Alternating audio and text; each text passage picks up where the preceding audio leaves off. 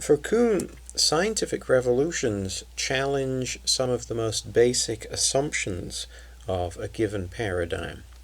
And this may include the rules by which we evaluate, or a community evaluates, scientific ideas. Whether something is good science or bad, whether something is well supported by available evidence or not.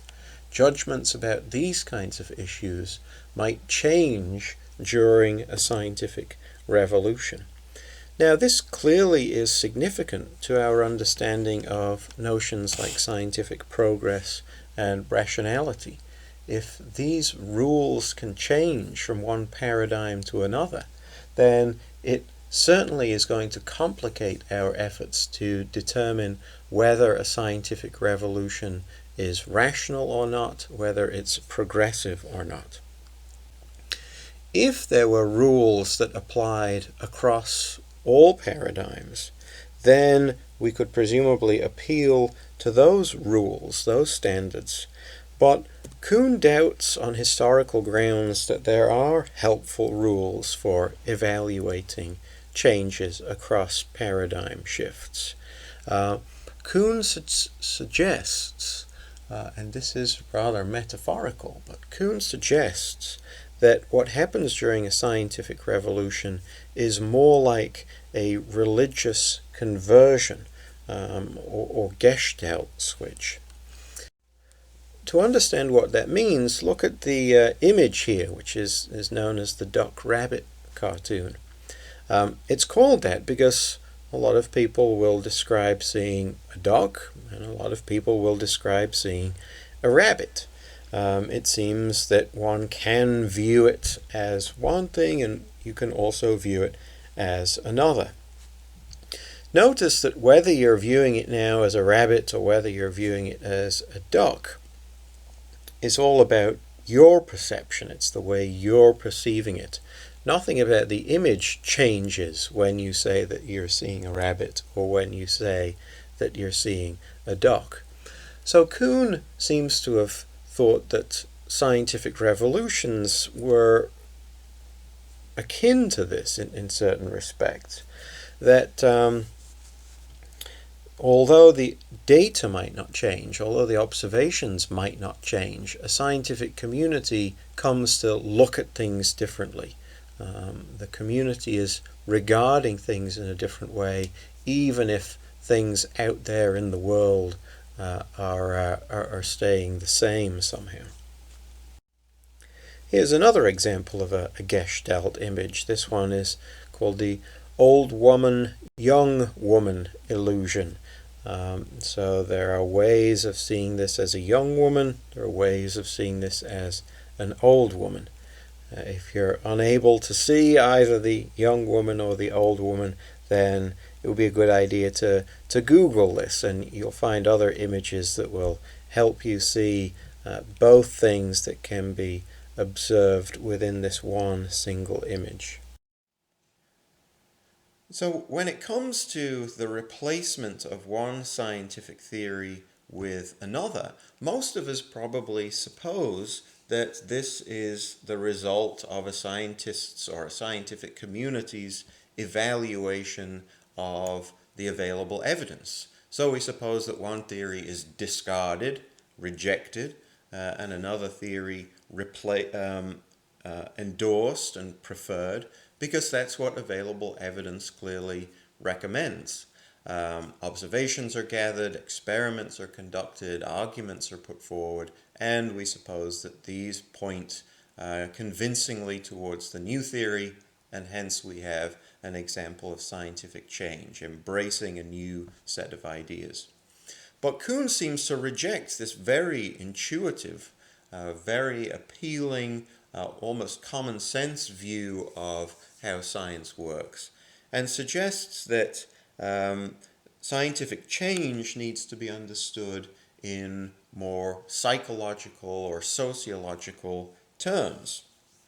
So the significance of these Gestalt images that we've been looking at is, of course, that when we see the old woman versus the young woman, or when we see the duck rather than the rabbit, then it's not the world that's changing. It's not the image that changes. It's something about the way we are seeing it. It's something within us that changes.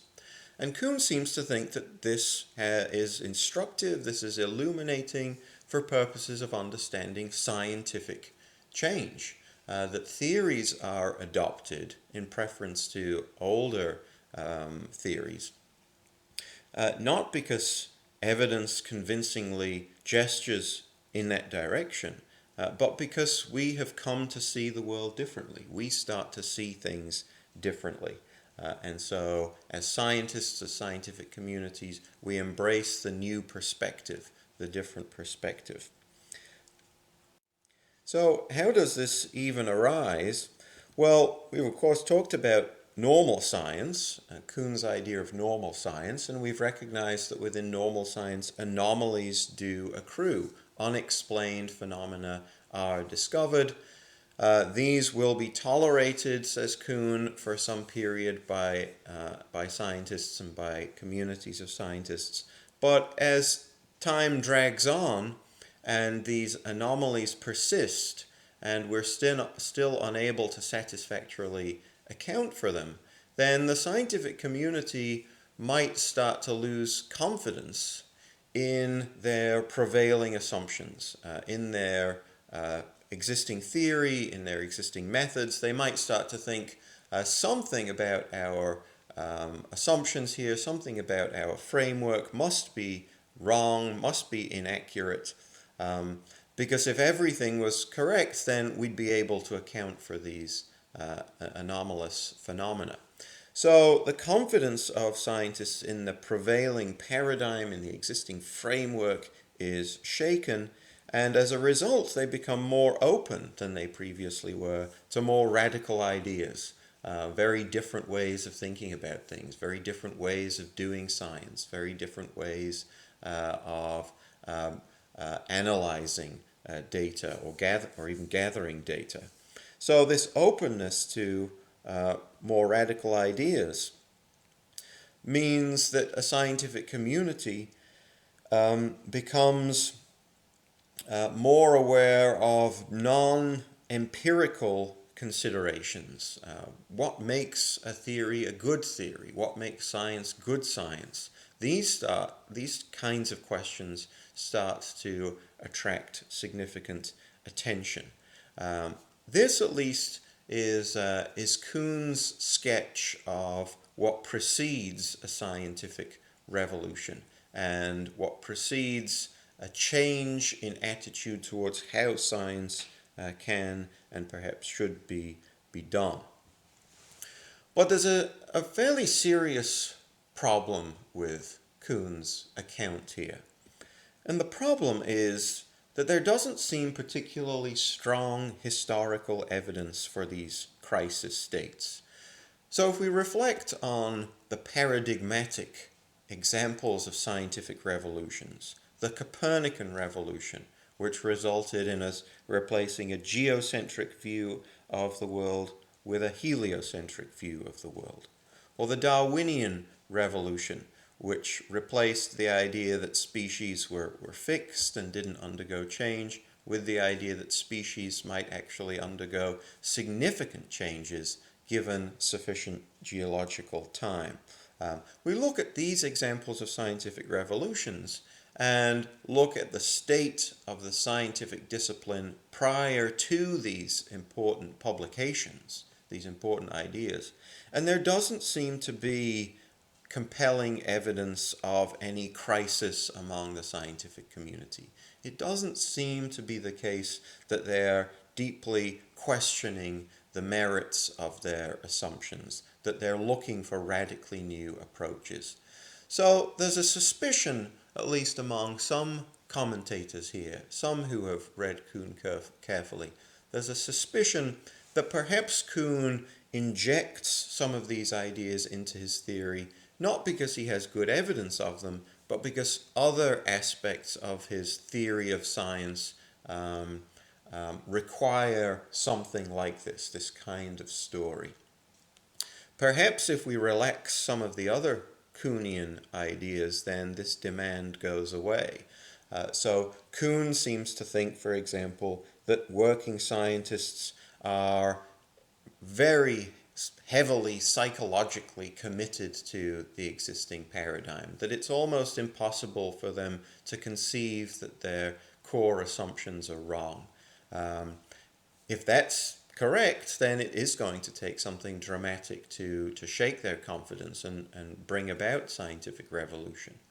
But maybe this psychological commitment is overstated by Kuhn. Perhaps working scientists are quite capable of working within a framework, working within a system, and assuming it's true for the sake of pursuing their research, for purposes of communicating with others, for purposes of collaborating, and so on, while simultaneously recognizing that in certain respects their core assumptions might be misguided. So it might be quite possible for scientists to have these these same attitudes and be able to move from one perspective to another. And if that's the case, then it's less clear that we need to appeal to something like a crisis state in order to understand scientific change. So we've talked about what precedes a scientific revolution, but another really fascinating claim of Kuhn's concerns the relationship between a scientific theory and its successor, or perhaps better, a scientific paradigm and its successor. How are we to compare them? How are we to evaluate which of these is more sensible, more helpful, more useful? And Kuhn seems to argue in places that the paradigms, competing paradigms, the replaced paradigm and the replacement paradigm, are what he calls incommensurable. Now that means lacking a common measure. And so the implication here seems to be that we can't make objective judgments about one paradigm being better than another. We don't have grounds for saying that one paradigm is more truth-like or more accurate or more sensible than the alternative. All we can say is they're different, and at one time one paradigm was preferred, and at a subsequent time another paradigm was preferred. Now this is clearly a sharp departure from empiricist attitudes towards theory change, which seem to suppose that theories are preferred because of available evidence, that we're going to develop earlier ideas and retain what's accurate and appropriate, and make changes where appropriate, but these are going to be driven by evidence and based on argument and observation. Kuhn doesn't seem to think this is a plausible way of describing theory change, a plausible way of describing the relationship between one paradigm and its replacement, and he offers various considerations that might give us pause. So, for example, Kuhn observes that scientific theories from different paradigms will attempt to resolve different problems.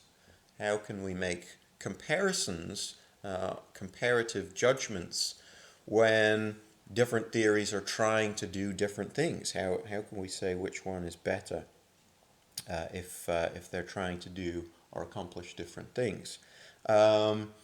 They might ask different questions about the world. They might be concerned with different kinds of puzzles or different kinds of phenomena. Kuhn makes a lot of, or attaches a lot of significance to the fact that the language might change from one paradigm to another. Well, if you've got different scientific communities talking slightly different languages because they're using different terms, or they're using the same terms but they mean different things, then that might result in an important breakdown in communication. So if they're not communicating effectively, then it's not going to be possible to make reasonable judgments about which paradigm is objectively better. Maybe the most interesting claim, though, here is that different paradigms might have different standards by which we judge hypotheses.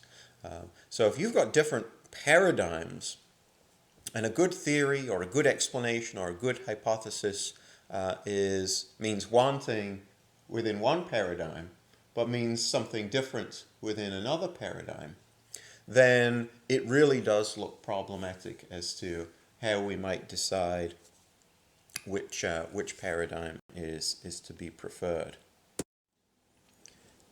Kuhn's thesis of incommensurability seems to commit him to a kind of epistemic relativism. Now, relativism, generally speaking, is the idea that the truth of some idea depends on your point of view. So there's no objective question as to whether something is true or false, according to a relativist. All we can ever say is it's true according to this perspective or this set of rules or this community, or false according to this set of standards or this community or this perspective. So moral relativism is a relativist thesis, and for a moral relativist, there's no truth about whether something is good or bad, whether it's ethically or morally objectionable or not. All we can ever say about some action is that it's morally permissible according to some standards, but not morally permissible according to others. And there's nothing more to be said beyond that. So Kuhn, insofar as he seems to think that paradigms can't really be compared with one another in a certain sense, at least, appears to be committed to the idea that whether something is true or false within scientific discourse is going to be relative to the paradigm that you're working within. Is everything made up of atoms? Well, according to some paradigms, everything is made up of atoms. According to other paradigms, it's not the case that everything is made up of atoms. And that's all we can say. We can just say that it's true from some perspectives, but not from others. If you want to know, but are things really made up of atoms? The relativist, and Kuhn in places seems to write as if he's a relativist. The relativist can say that question makes no sense. That's not a legitimate question. Now, when commentators responded to Kuhn and charged him with relativism, made the claim that he was a relativist, then Kuhn seems to have responded with some surprise and shock, and claims that wasn't how he was thinking about science at all. So there is some confusion as to what exactly Kuhn means in some parts of his theory and in some parts of his writing. Okay, well, we've talked now quite a bit about Kuhn's theory of science, his ideas about what science is and how science works, and I think we can now just make a few final closing comments.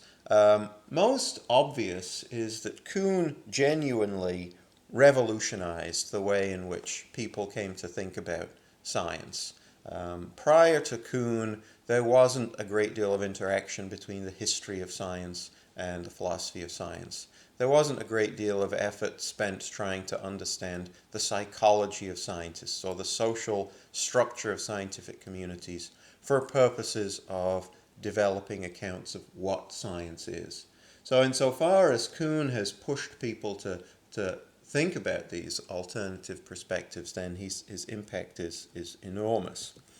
And there are clearly some really insightful ideas in Kuhn's writing. I think he makes a very good case, an important case, that science isn't just about accruing facts. And furthermore, that science can't give up on ideas too quickly. Just because there's some anomaly, just because there's some puzzle, you shouldn't abandon a theory. You should keep working with that theory to see how best to reconcile the puzzle or the anomaly with the prevailing framework or theory or paradigm. Comparing rival theories or paradigms is less clear, less easy than maybe we thought it was. Kuhn makes a good case for this. There are a lot of moving parts. There are a lot of different responses we might have to observations and experiments. And these will pull in different directions when we're trying to figure out which theory is most appropriate. So judging theories and rival theories isn't an easy job by any means, and maybe there's been a tendency to oversimplify it, particularly with the benefit of hindsight. Scientific methods are subject to change. That's something we've talked about in earlier lectures, but Kuhn did more than most people, I suspect, to really emphasize that and underscore its significance. Scientific communities are an important object of study. We should think about scientific communities for purposes of trying to understand how science works. There are clear ways in which we might critique Kuhn's ideas. We've talked in this lecture about the lack of evidence for historical crisis states among scientific communities. And then in terms of understanding Kuhn, interpreting these apparent relativist consequences is also problematic. But hopefully by listening to this lecture and reading the chapter on Kuhn and thinking about these ideas, we can all develop a richer sense of what science is and how science works, which ultimately I think can be hugely beneficial.